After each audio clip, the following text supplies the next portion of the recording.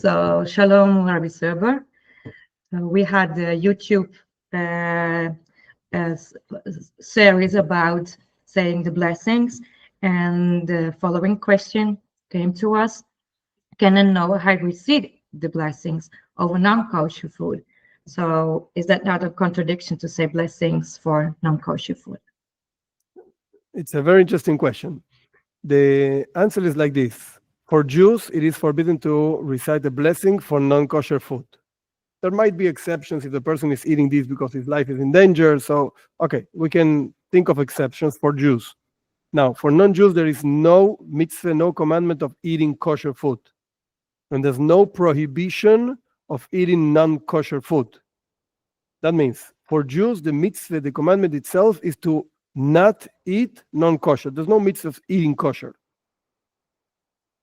Except for instance, in Pesach, you have to eat matzah. Okay, but it's not an issue of kashrus. It's an issue of this type of bread you have to eat in this type of night and so on. But there's no mitzvah, positive mitzvah of eating kosher. Rather, the mitzvah is prohibitive. It's don't eat. It's forbidden to eat such and such foods, non-kosher foods, and so on. For non-Jews, there's no such a mitzvah.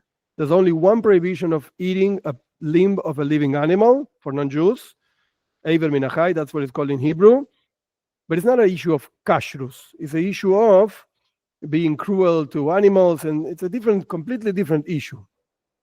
Not an issue of kashrus. So, if we're going to say that non-Jews can recite blessings, the obvious question would be, what kind of food are they going to recite the blessing on? If they're not obligated to eat kosher, and they can eat whatever they want except for a limb of an animal and so on, so what are they going to recite the blessings on? Of course, it's going to be non-kosher food. But the point of the blessing over there is not thanking God because he gave us a mitzvah of not eating kosher. That would be for the Jews. The blessing would be thanking God because we have food, because we can eat, we can enjoy his world, and so on. So yes, of course, they have to recite blessings. It can be argued whether it's an obligation or not. As far as I know, it's a intellectual obligation to be thankful to God.